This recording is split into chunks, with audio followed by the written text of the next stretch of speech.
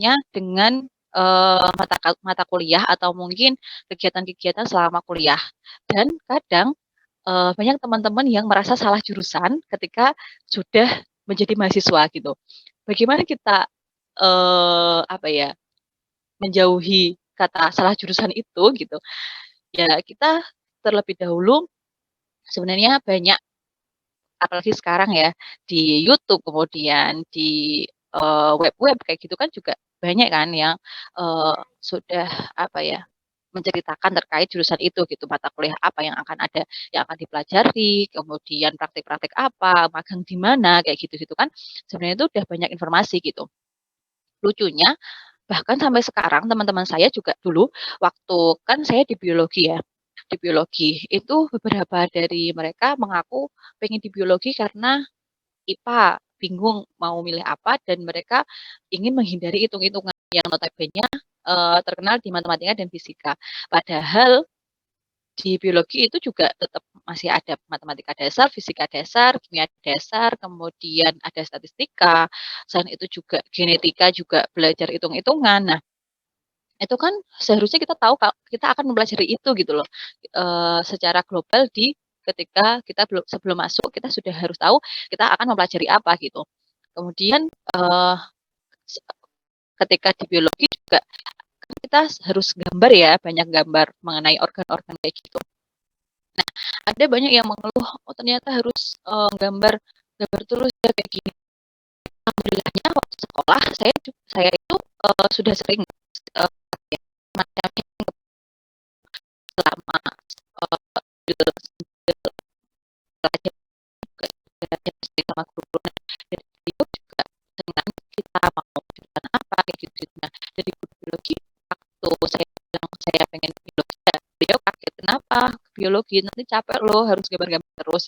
Ya ya saya menerima itu gitu.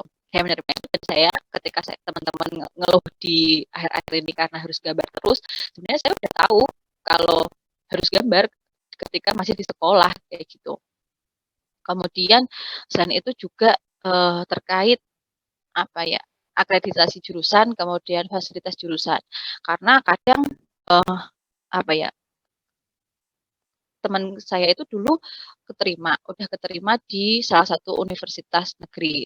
Tapi dengan, biaya yang cukup tinggi dan ternyata akreditasinya itu masih C kalau nggak salah karena termasuk jurusan baru gitu, termasuk jurusan baru jadi meskipun di negeri akreditas jurusannya masih C tapi, UKT-nya tinggi gitu. Itu kan ya eman-eman ya udah keterima tapi baru tahu gitu, kecuali kalau memang kita udah, mau daftar tapi udah tahu, kita udah menerima kan ya emang kita udah mantep aja gitu. Tapi kalau udah keterima, baru tahu, terus kita menyesali itu kan ya eman-eman gitu. Nah selain itu juga, terkait biaya kuliah, terus itu kan juga menjadi pertimbangan orang tua juga ya. Kadang ada orang tua ya, "Ya nggak usah kuliah lah, kerja aja bantu orang tua." Nah, eee, itu kita perlu melobi atau mungkin berdiskusi dengan orang tua, karena mengenai hal ini juga itu sudah saya pikirkan sebelum kuliah, karena memang, orang tua saya yang sebagai seorang petani dan saya sadar itu gitu. Tapi yang membuat saya yakin adalah yang pertama ketika saya mengikuti expo itu dijelaskan bahwa, kalau memang nggak bisa beasiswa dari awal juga kita bisa bisa kok nyari beasiswa ketika kuliah kayak gitu. Karena kan ada bidik misi yang udah daftar di awal langsung terima bidik misi juga ada, tapi ada juga yang harus nyari ketika di kampus. Ada bidik misi susulan, ada bidik misi pengganti, ada beasiswa-beasiswa lain kalau di UNES itu ada PPA, kemudian ada LAZIS, ada dari, apa ya, bank-bank atau mungkin dari pihak-pihak swasta dan itu banyak sekali asalkan kita mau mengusahakan itu gitu loh. Kan ada mengisi surat-surat. Nah, kadang ada teman-teman yang males di situ ngisi surat-surat atau mungkin ngurus-ngurus. Nah, padahal itu banyak sekali gitu loh peluangnya di situ. Nah, selain itu saya juga sudah mikir dulu, kalau memang benar-benar mepet, ya udah kita bisa cuti kok kuliah. Kalau sekolah kan ya harus, kalau bisa ya langsung kan 1 tahun, 2 tahun kayak gitu. Tapi kalau kuliah itu ada opsi cuti, eee, s waktu itu saya tahunya itu di semester 3 itu bisa opsi cuti 1 tahun kayak gitu. Nah, kalau memang mepet banget, aku bisa kok, Pak, kulo saged, aku bisa cuti 1 tahun buat kerja kalau memang bener-bener gak ada uang gitu loh. Alhamdulillahnya sekarang semester 5 ya sudah terlalui, sudah hampir semester 5 dan saat itu karena, eee, apa ya, ada kendala untuk mendaftar bidik misi, di awal, saya alhamdulillahnya dapat bidik misi pengganti di semester 3 gitu.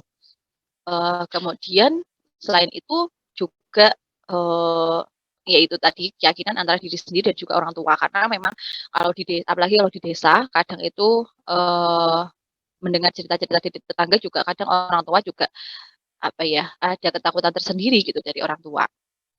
Nah, selanjutnya kita juga perlu memikirkan pasca lulus, kegiatan atau mungkin apa yang kita lakukan dari hasil kuliah kita ketika kita sudah lulus gitu. Meskipun kadang memang nggak menutup kemungkinan jurusan yang kita pilih itu nanti sejalan atau, sesuai dengan profesi kita gitu.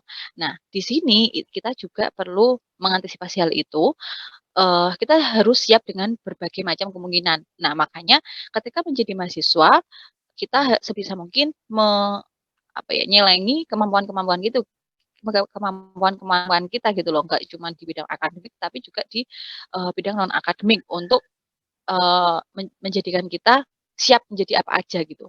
Jadi kakak kelas juga kakak kelas saya juga banyak yang biologi UNES tapi, kerjanya ya ada yang, eee, apa ya, ada yang malah menjadi fotografer, ada yang menjadi, clothing line kayak gitu-gitu dan itu, eee, nggak menutup kemungkinan gitu loh. Jadi bagaimana kita bisa mempersiapkan diri kita untuk, apa ya, mempersiapkan sampai ke pasca lulus gitu. Nah, tapi selain itu juga, teman-teman bisa mengetahui informasi-informasi ini selain dari laman-laman media, dari, internet, teman-teman juga bisa memanfaatkan atau mungkin bertanya kepada kakak kelas dan beruntunglah teman-teman di sini ada semacam kegiatan pada pagi hari ini, sehingga teman-teman bisa bertanya kepada kakak-kakak kelas yang sudah lebih dulu menjalani, bidang perkuliahan seperti itu. Saya dulu juga kalau di alumni sekolah saya ada namanya IKAMARO, Ikatan Keluarga Alumni Madrasah Rodotul Ulum dan hampir di semua PTN itu saya chat kakak kelas, "Mas, Mbak, di sana itu kegiatannya gimana? Kemudian biaya hidupnya kayak gimana?" Dan itu hampir semua PTN yang ada di Jawa itu saya chat waktu itu. Dan itu juga sebagai modal untuk kita meyakinkan orang tua, "Kalau di sini tuh ngeten lho Pak, kakak kelas juga ada yang di situ, jadi nanti saya bisa minta bantuan sama kakak kelas, kayak gini-gini." Jadi orang tua juga nggak begitu khawatir dengan keadaan kita nantinya, gitu. Kemudian, selanjutnya bisa di slide selanjutnya silahkan.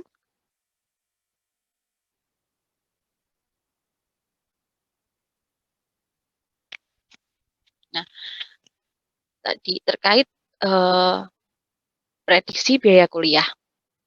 Kadang, eee, apa ya, menjadi ketakutan tersendiri bagi kita dan orang tua terkait pengelolaan biaya kuliah dan ini juga sudah tidak tabu lagi ya.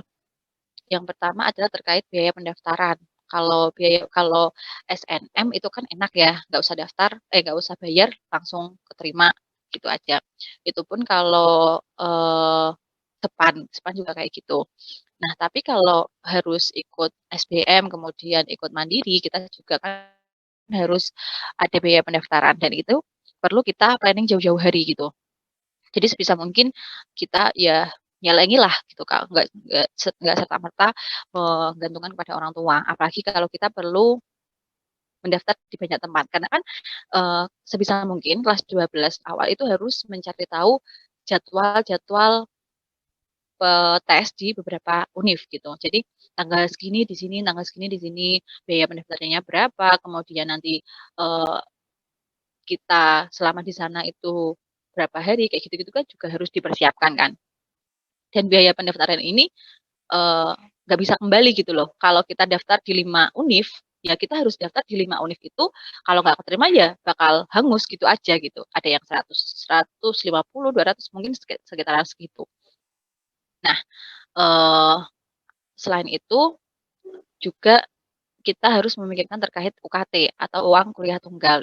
untuk sistem UKT ini, itu sebenarnya berbeda di setiap kampus, ada yang sistemnya UKT, pembayaran setiap 1 semester, ada yang juga sistem per SKS. SKS itu semacam, mmm, hitungan untuk mata kuliah, satu mata kuliah ada yang 2 SKS, 3 SKS, dan 4 SKS, dan itu akan dikalikan dengan, nominalnya gitu. Jadi berbeda-beda di setiap kampus dan, eee, itu juga disesuaikan dengan pendapatan orang tua gitu. Ada UKT golongan 1, golongan 2, golongan 3, dan selanjutnya, dan itu entah mitos atau fakta ya, kebanyakan kalau SNM itu biasanya UKT-nya kecil, dan begitu seterusnya kalau mandiri juga biasanya UKT-nya besar. Kebanyakan kayak gitu, tapi nggak menutup kemungkinan ya, nggak menutup kemungkinan tetap disesuaikan dengan pendapatan orang tua. Dan yang ketiga ada SPI, sumbangan pembangunan institusi atau ya kita kenal sebagai, eee, uang gedung gitu. Nggak semua univ negeri ada SPI. Kalau di UGM sepertinya nggak ada, tapi kalau di UNES ada. Dan kalau UKT kan dibayarkan setiap 1 semester ya, semester 1 nanti bayar, semester 2 bayar lagi. Nah, kalau SPI ini, dibayarnya ketika awal diterima SPI-nya berapa, nah itu bayar. Dan itu beda-beda, ada golongan 1, kita milih deh, kita milih mau berapa gitu. Biasanya ada opsi, dan itu nanti, dari pilihan itu kadang ya disetujui, kadang, dinaikkan, kadang diturunkan, dan itu kembali lagi di sistem dari, univnya gitu. Nah, itu terkait biaya kuliah pokok ya, biaya kuliah pokok yang udah kelihatan gitu loh. Selanjutnya mengenai biaya sehari-hari. Nah, itu dibagi menjadi biaya tugas, kemudian ada biaya hidup, dan juga ada keperluan lain. Nah, itu biasanya include satu keuangan untuk kita gitu. Kadang kan ada biaya jatah per bulan atau gimana. Nah, itu dibagi lagi jadi untuk tugas, untuk biaya hidup, dan juga untuk keperluan lain. Untuk tugas itu sebenarnya berbeda-beda juga, tergantung kitanya, tergantung jurusannya juga, karena itu juga berhubungan dengan biaya praktikum, kemudian buku-buku yang harus kita beli, kemudian juga biaya kuliah lapangan. Terus katakanlah kalau di sains kita perlu adanya praktikum, harus beli, buku laporan buat ngerjain laporan, kemudian kalau di tari itu harus ada, eee, UAS atau mungkin UTS-nya itu mengadakan apa namanya, pentas kayak gitu kan, dari mereka juga harus mempersiapkan kostumnya, make up-nya, kemudian set panggung, belum lagi harus nyewa MC, harus nyewa, eee, yang musik kayak gitu-gitu kan juga membutuhkan uang yang lebih kan. Kemudian ada biaya kuliah lapangan di beberapa semester tertentu, mungkin dibutuhkan adanya kuliah lapangan, harus pergi ke museum mana, atau mungkin harus ke pabrik mana, kayak gitu kan juga ada gitu. Yang kedua mengenai biaya hidup.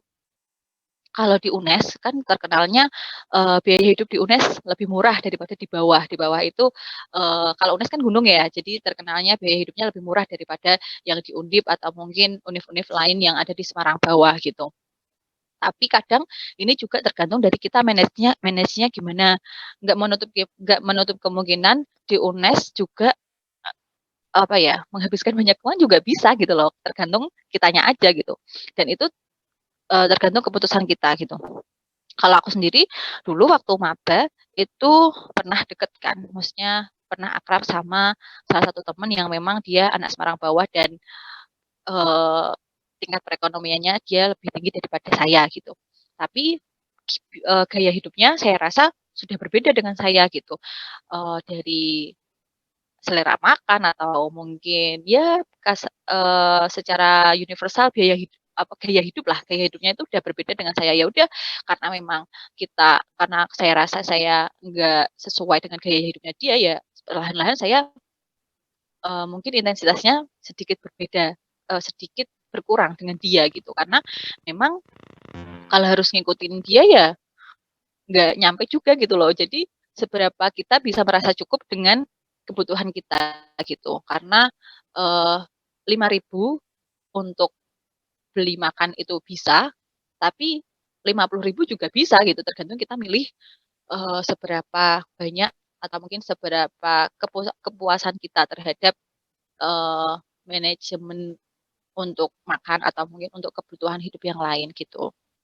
Kemudian ada keperluan lain yang kadang tidak kita sadari, seperti adanya iuran atau mungkin kalau kita ikut organisasi ya, karena saya juga, ikut beberapa organisasi dan itu nggak menutup kemungkinan, kita semisal beli seragam atau mungkin beli, emblem, kemudian kalau ada event juga mungkin ada semacam kaos, event itu atau bagaimana kayak gitu kan, itu juga nggak menutup kemungkinan, untuk apa ya, nggak kerasa gitu loh, nggak kerasa kok tiba-tiba uangnya nggak ada, kayak gitu kan. Nah, dalam hal ini, dari semua apa ya, pengeluaran ini kita juga bisa mengusahakan tadi dengan adanya beasiswa, kayak gitu. Terus selain itu untuk, sampai di titik ini pun tadi, ada yang kelewatan ya, bagi teman-teman yang mungkin merasa, eee, kalau sekolah dulu merasa biasa-biasa aja atau mungkin nanti kok kalau harus SBM atau mungkin harus mandiri, uangnya kok nggak nyampe, ya sebisa mungkin nyari apa ya, eee,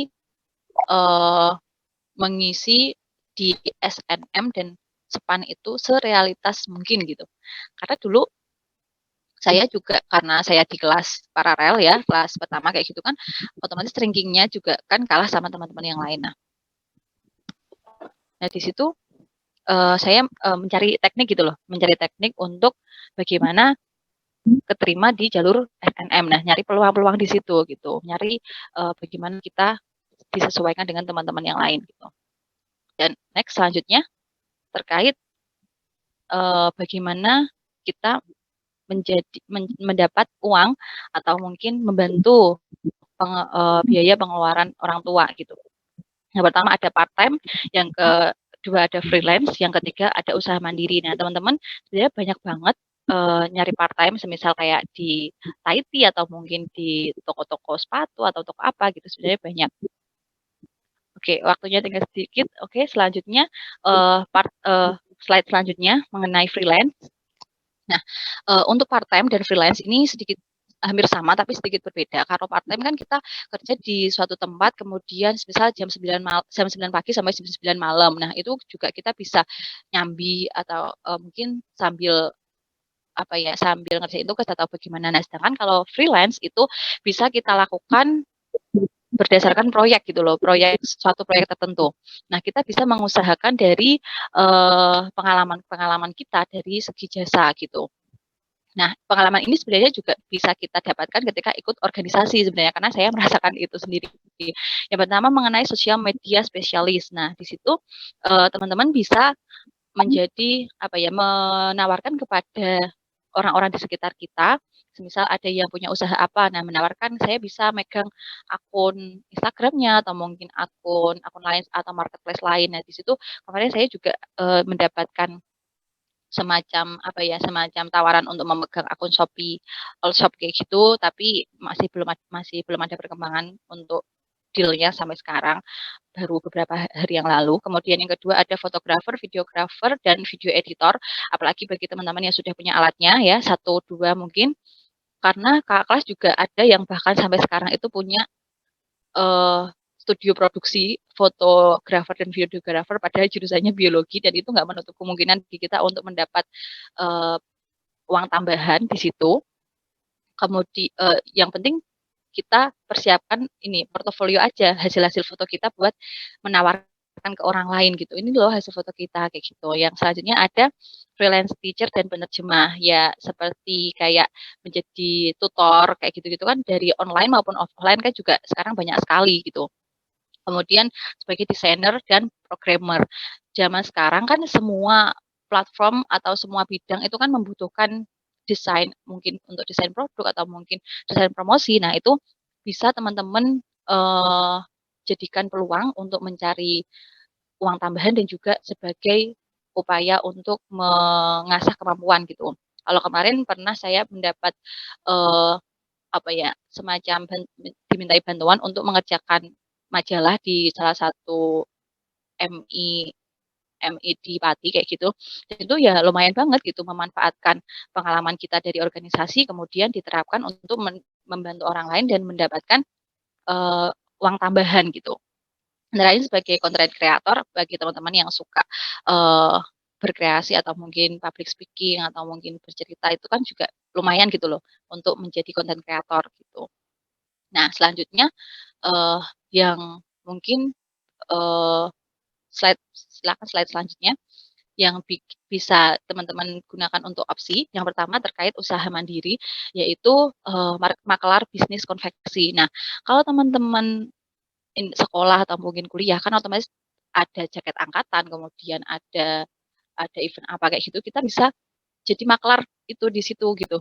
Tinggal ngasih price list, kemudian, pilihan bahan atau mungkin warna. Nah, kita bisa, ke vendor-vendor buat jadi maklar bisnis konveksi dan itu lumayan banget gitu loh. Kan kita, seragamnya ke aku aja kayak gitu kan ya bisa gitu loh. Yang kedua koordinator fotokopi.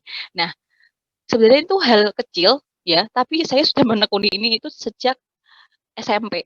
Kan kalau waktu itu kan kayak fotokopi buku-buku kayak gitu ya, saya koordinir kemudian nanti teman-teman bayar ke saya ya harganya sama, kalau mereka fotokopi ke toko sama mereka fotokopi ke saya harganya sama, hanya saja kita kan repot buat ini ya, ngordinir gitu. Nah, nanti uang yang kita dapat itu dari tempat fotokopinya gitu, karena kita kan fotokopi banyak banget kan, otomatis kan dapat diskon di situ. Nah, kita bisa dapat uang dari situ gitu. Bahkan ketika awal online kemarin, kegiatan online kan teman-teman juga yang dari luar kota kan kesulitan untuk mendapatkan buku ya. Nah, di situ juga saya awalnya guyon ke teman-teman, "Gimana apa aku buka PO aja?" Gitu kan. "Oh iya Ti, buka PO aja." Nah, jadi teman-teman malah merasa terbantu dengan usaha kita gitu. Jadi saya ke jurusan ngambil buku, kemudian ada yang dijual yang, kalau dosen jual ya kita jual gitu dan kita transparan aja orang sama teman-teman kan, biaya biaya pengirimannya segini ya, biaya pengemasannya segini gitu dan itu lumayan banget buat bantu kita untuk beli bukunya itu gitu. Terus yang kedua ada franchise kuliner, yang mungkin bagi teman-teman yang memiliki modal yang lumayan dari orang tua bisa memilih franchise kuliner karena kita nggak perlu bangun brand lagi di situ seperti kayak chicken-chicken-an kayak gitu atau mungkin, Thai tea, boba-boba kayak gitu kan ya, mereka sudah punya brand gitu loh. Jadi kita eee, nggak perlu membangun brand sendiri gitu. Jadi tinggal menjalankan bisnis, kemudian ngajak teman-teman yang mungkin membutuhkan biaya tambahan juga untuk, membuka franchise kuliner kayak gitu. Kemudian yang ketiga ada bisnis online seperti reseller, dropshipper maupun pre-love barang-barang kita sendiri gitu. Kadang, orang mau mulai bisnis online itu mikirnya terlalu susah atau mungkin terlalu ribet terkait, digital marketing-nya atau bahkan orang terlalu menyepelekan, terlalu mudah atau mungkin takut penghasilannya terlalu sedikit. Nah, itu sangat disayangkan karena sebisa mungkin kita menjadi reseller dan dropshipper itu me apa ya, mencari peluang terhadap kebutuhan-kebutuhan teman-teman kita gitu. Dan dari reseller dan dropshipper itu meskipun itu kadang bukan produk kita sendiri, tapi di situ kadang karena kita udah sering melakukan itu, teman-teman yang lain juga merasa, "Oh ini loh si ini jual ini," meskipun itu nggak brand-nya gitu. Kalau saya beberapa bulan terakhir itu karena saya suka pakai rok plisket katakanlah, saya jualan rok plisket cuma di story, tapi kalau saya nggak bikin story dan teman-teman ada yang butuh, mereka bahkan ngechat, "Mbak masih jual rok plisket nggak?" Nah, itu kan sebagai bukti bahwa meskipun cuman dropshipper atau mungkin cuman reseller, tapi karena, upaya marketing kita itu kuat, jadi teman-teman kita kalau butuh ya nyarinya ke kita gitu, meskipun itu bukan brand kita gitu. Dan juga pre-love itu sangat memengaruhi ya, karena, eee, katakanlah kita menyediakan waktu 1 hari lah untuk bersih-bersih kosan atau bersih-bersih rumah, kita lihat ada barang-barang apa yang mungkin jarang kita pakai dan itu menguntungkan sekali kalau kita jual gitu. Ada banyak platform-platform yang, menjual barang-barang bekas dan itu, sangat menguntungkan sekali sih karena saya juga, sudah pre-love beberapa barang gitu. Dan yang terakhir, membangun brand sendiri meskipun ini lumayan susah tapi, kalau sebenarnya kalau tekun juga kita bisa aja untuk membangun brand sendiri. Dari, apa ya, pengalaman saya sendiri dengan berwirausaha itu juga membantu kita untuk menjadi lebih, eee, kreatif, kemudian belajar mengenai leadership karena kita harus memanajemen banyak hal sendiri. kan awalnya tetap sendiri kan, meskipun nanti ketika berkembang juga bisa dibantu oleh banyak pihak, tapi juga kita harus, belajar leadership untuk mengatur atau memanajemen, sehingga hal-hal yang kita lakukan itu bisa berjalan seimbang gitu loh. Dan, selain itu juga kita bisa belajar konsistensi, karena kalau kita lengah, kita juga bisa, apa ya, oleng gitu loh, bisa oleng dan kuliah juga tetap nomor satu gitu. Sebenarnya yang terakhir yang bisa kita praktikkan untuk kalau teman-teman kuliah offline mungkin bisa, saya itu ada kadang jual makanan atau mungkin, sarapan untuk teman-teman gitu, pernah jual donat kan. Nah, gimana, kan ada yang, ambil kan, donat itu ambil, nggak perlu bikin. Jadi kita ambil dari, eee, distrib dari yang jual donat, kemudian kita jual ke teman-teman. Nah, kadang saya juga open PO gitu, "Saya besok mau jual donat, siapa yang mau beli?" Nah, dari grup kelas kan ngelis tuh berapa orang yang, mau beli donat. Nah, itu juga bisa buat patokan kita, kita mau bawa donat berapa, biar nggak terlalu banyak atau mungkin terlalu kurang gitu. Jadi lumayan sekali satu box itu bisa, untung 20 sampai 25.000 itu kalau satu box. Kalau 2 box ya bisa kita 1 box itu bisa buat ongkos makan sehari dan itu kan lumayan banget gitu loh. Jadi nggak perlu khawatir bagi teman-teman yang mau kuliah tapi mikir, takut biayanya, takut nanti keterima atau enggak. Saya yang, entah kenapa waktu itu apa ya, nggak pernah masuk 10 besar ketika SMA, tapi entah kenapa biologi UNES jadi, lewat jalur SNM dan itu nggak ada yang tahu gitu loh kalau teman-teman itu nggak nyoba. Dan itu, sangat disayangkan kalau sudah pesimis di awal, "Wah aku nggak bisa ini, aku nggak bisa itu." Jangan sampai melewatkan kesempatan-kesempatan itu karena kesempatan itu nggak datang 2 kali. Mungkin, itu saja dari saya. Mohon maaf karena mungkin terlalu banyak ya. Silahkan saya kembalikan ke moderator untuk pertanyaannya nanti mungkin, bersama moderator di akhir ya. Terima kasih. Wassalamualaikum warahmatullahi wabarakatuh. Waalaikumsalam warahmatullahi wabarakatuh. Baik, terima kasih atas pemaparan materinya. Lanjut lagi ke pembicara terakhir. Saya akan membacakan CV narasumbernya.